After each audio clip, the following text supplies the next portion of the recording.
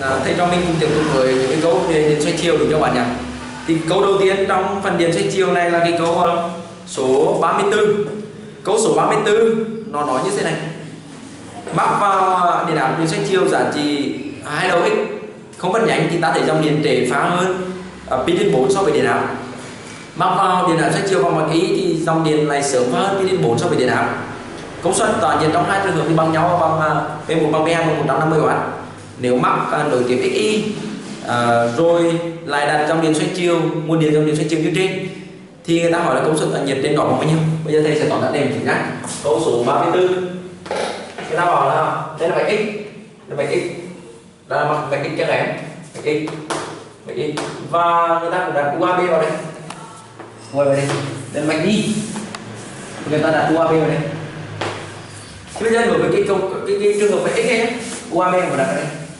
Đấy. Đối với vạch x này người ta bảo là cho dòng điện sớm, tức là cái gì là dòng điện trễ phá hơn pi đến 4 so với điện áp. Cái gì là y thì luôn lòng ngang, dòng điện trễ phá hơn so với điện áp, tức là điện áp nó sẽ nhanh phá hơn so với gì vậy nhỉ? Trong cái góc này là bằng 45 độ pi đến 4 này.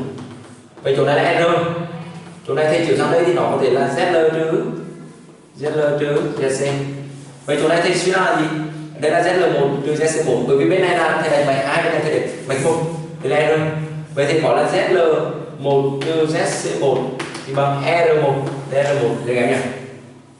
Và lúc này công suất P của thầy P1 nó chỉ là bằng U bình nhân với R1 chia cho Z1 bình. Bằng em nhận Z, đây chỉ là cái Z1 đó. Thì cái này bằng R1 căn mấy? Căn 2. Đúng không? Cái này là cái nguyên, cái này là cái kê, đúng không bạn nhỉ? Vậy đây cái này bằng gì? Suy ra cái này bằng U bình chia cho 2 nhân với R1. Được chưa các anh nhỉ? Và cái này bằng 150. Rồi, chúng ta sang bài bên này nhé. Bài bên này thì người ta lại cho được là Y là sớm phá đi đá một góc pi đến 4. Vậy Y thì luôn nằm ngang, thầy thấy nằm ngang. Và U thì trễ phá hơn, Y sớm phá hơn, U trễ phá hơn một góc như các em nhỉ? Pi trên 4 tức là 45 gì? 45 độ. Và đây thì chiều lên chỗ này thì đây là R2. Và chiều sang bên này thì chỗ này sẽ là gì các em nhỉ? Chỗ này sẽ là ZC2 trừ ZL2. Và là xem với cái gì nhỉ? Chỗ này R2 thì chỗ này sẽ là R2 căn đấy, căn 2. Và thầy sẽ có chỗ này là người ta bảo là gì nhỉ? Người ta sẽ có là ZC2 trừ ZL2 thì bằng R2. Với các em, và cái công suất là P2 thì nó sẽ bằng cái gọi này U bình phương nhân với R2 chia Z2 bình, hoặc là bằng Z2 thì nó bằng R2 căn 2, vì chỗ này sẽ là U bình phương chia cho 2 lần R2. Và cái này cũng bằng mấy các bạn? 150W. Thì người ta bảo là khi mà mắc hai mạch này nối tiếp, mạch X này và cái mạch Y này nối tiếp, rồi là mắc vào hiện thể gì kém nhỉ? UA gì? AB. Vậy thì gọi là thầy có công suất trong đường này thì được tính thông tức là U bình nhân với R1 cộng với R2 chia R1 cộng R2 chia gì các bạn nhỉ? Thầy gọi là ZL thì bây giờ gồm là khi mà nối tiếp thì ZL1 cộng với ZL mấy? R2 trừ cho ZC thì ZC bây giờ cũng là ZC1 trừ ZC1 trừ ZC2 tất cả bình phương cộng với R1 cộng với R2 tất cả gì cả nhỉ? Bình phương, tất cả bình phương. Thì bây giờ các em quan sát thấy một điều đó là gì? Nhìn vào phía trên này là em nhìn cái thằng này là U bình phương chia cho 2 lần R1 bằng 150, và chỗ này là U bình phương nhân 2 lần R2 cũng bằng 150. Vậy từ đấy thầy sẽ suy ra được là R1 nó bằng R2. Thì chào các em, R1 bằng R2, thấy chưa? Bây giờ thầy tiếp tục thấy cái này nhá. Thì thầy sẽ bằng chỗ này các em chỉ quan sát U bình nhân với này. Chỗ này thầy sẽ đưa về là thành 2 lần R1 chia nha các em. 2 lần R1 chia. Chỗ này là ZL1 trừ ZC1 thì nó bằng R1. Chỗ này là gì? ZL2 trừ ZC2. Thì chỗ này các em nhìn là ZC2 trừ ZL2 thì bằng R2. Vậy suy ra ZL2 trừ ZC2 thì bằng trừ R2. Vậy chỗ này sẽ là trừ R2 bình phương cộng với R1 cộng với R2 tất cả gì em nhỉ? Tất cả bình. Và cái này bằng. Quan chú ý này. Chỗ này là R1 bằng R2 và R1 trừ R2 bằng 0. Chỗ này là R1 cộng với R2 và R1 thì bằng R2 thì chỗ này sẽ là gì em nhỉ? U bình phương nhân với 2 lần R1 chia cho R1 cộng R1 là 2 lần R1 tất cả bình, tức là thành là 4 lần R1 bình, và cái này bằng u bình phương chia cho 2 lần R1, và cái này thì nó lại bằng là nhỉ 150 gì đấy. Vậy đáp án câu này nó sẽ là đáp án gì các bạn nhỉ? 150 các bạn thì nó sẽ ra là đáp án gì? Đây là một cái câu trong đề chơi chiêu, nó có hai bài thích y nối tiếp với nhau thì các em nhỉ. Thầy cùng các em đi câu trong đề chơi chiêu tiếp theo. Câu số 35. Câu này rất nhiều bạn sai đáp án, rất nhiều bạn tính ra là 20 căn 6, nhưng thực chất thì đáp án nó không phải như vậy, đáp án nó hơn như vậy. Thì các em nhìn nhé. Thầy sẽ xóa cái này đi các bạn. Câu số thầy xóa cái này đi. Câu tiếp theo là câu số 35. Câu số 35 người ta bảo là gì? Một mạch điện xoay chiều, một phá có một cặp cực, vậy ở đây là một cặp cực được bắc với một nguồn điện xoay chiều có điện R nối tiếp với cột thẳng L bằng 2/5pi Henry. Vậy chỗ này gọi là R này, nối tiếp với, tức là mạch có R bắc nối tiếp với L, và R này để L này thì bằng 2/5pi Henry.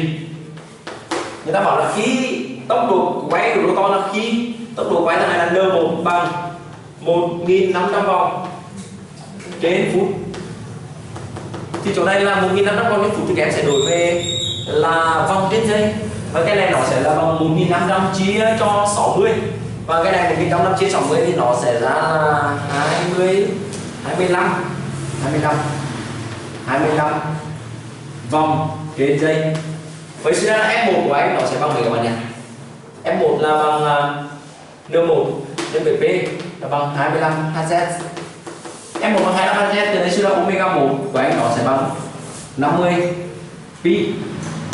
Và omega 1 50 pi thì suy ra được là gì các bạn?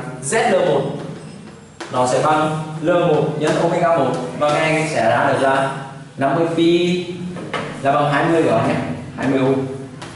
Vậy các em suy ra được là ZL1 bằng 20 ohm, và người ta bảo là I1 lúc đấy thì bằng mấy các bạn? 2 ampe. Và I1 thì nó sẽ bằng U1 chia cho R bình cộng với ZL1 bình, lấy gì? Căn, và cái này nó sẽ bằng là U bình U1 chia cho R bình cộng với ZL1 thì nó sẽ ra là bao nhiêu bạn nhỉ? 20 bình phương. Được chưa bạn nhỉ? Tiếp tục nào. Người ta bảo là gì? Khi N2 bằng 3.000 vòng trên phút thì cái thằng này nó sẽ bằng gì các em nhỉ? 50 vòng trên giây. Và các em cùng tính được F2. Các em cùng tính được F2 nó sẽ bằng N2 nhân với P, tức là P là số cặp cực và cái số cặp cực này bằng 1. Vậy chỗ này sẽ bằng 50 Hz. 50 Hz. Thì khi mà F2 bằng 50 Hz thì các em sẽ suy ra được là omega 2 thì bằng 100 pi. Mà omega 2 bằng 100 pi thì các bạn sẽ suy ra được là ZL2 thì bằng L2 nhân với omega 2, và cái này bằng, các em sẽ ra được là 40. Cái phước tính đơn giản nên các em có thể tự tính được các bạn. Từ đây các em suy ra là I2 thì người ta bằng là quan chủ yếu chiều này. Cái tốc độ góc nó tăng lên 2 lần thì hiệu điện thế nó cũng sẽ hiệu dụng từ hai đầu đoạn mạch này nó cũng sẽ tăng lên 2 lần. Tại sao nhỉ? Tại vì ở đây em thầy nhắm chút nhá, thì chỗ này các em biết là xuất điện đồng sinh ra trong máy phát điện thì nó được tính theo tức là N nhân B nhân với F nhân với omega. Cái tốc độ góc tăng lên 2 lần làm cho cái omega này là tăng lên 2 lần. Bởi vì cái omega này tăng lên 2 lần nên là làm cho cái U2 nó sẽ bằng 2 lần U này, 2 lần U1. Vậy chỗ này thầy sẽ viết là U2 chia cho căn của R bình cộng với ZL2 bình. Thì cái này bằng 2 lần U1 chia cho căn của R bình cộng với 40 gì? Bình phương. Và đây thầy đặt là phương trình 1, còn đây là phương trình 2. Nhưng mà từ chỗ này thì I1 bằng 2 ampe, còn I2 này thì người ta cho bằng bao nhiêu các em nhỉ? Căn mấy? Căn 10 ampe. Căn 10 ampe. Bây giờ thầy sẽ lập một cái tỷ số là I1 trên I2. Thầy sẽ lập một cái tỷ số thì I1 trên I2. Thì các em nhìn ra cái tỷ số I1 trên I2 nó sẽ ra cái gì các bạn nhỉ? Thầy sẽ có là I1 trên cho I2 thì nó sẽ bằng 2 chia cho căn bậc 10 bằng khi I1 trên I2 nó bằng Q1. Cái này chia cái này. Mà cái này chia cái này thì các em nó sẽ ra là gì các bạn? 1/2 nhân với cái này chia cái này là căn của R bình cộng 40 bình chia cho căn của R bình cộng với 20 bình. Và cái việc giải phương trình này thì quá đơn giản, các em chỉ cần làm gì? Bình phương 2 để và giải phương trình thì các em sẽ ra được R bằng 40 gì các em nhỉ? 40 ohm. Vậy đáp án của câu này nó sẽ là đáp án gì? Thì rất nhiều bạn sai ở cái chỗ đó là khi cái nguồn điện này gọi cái tốc độ góc nó cái số vòng xoay của rotor nó tăng lên 2 lần thì làm cho cái omega này tăng lên 2 lần, và omega này tăng lên 2 lần thì làm cho cái suất điện động này nó cũng tăng lên 2 lần. Được chưa các em nhỉ? Ok chưa? Rồi ok. Rồi, tạm thời thì hôm nay thì chỉ chưa đến đấy cả đã.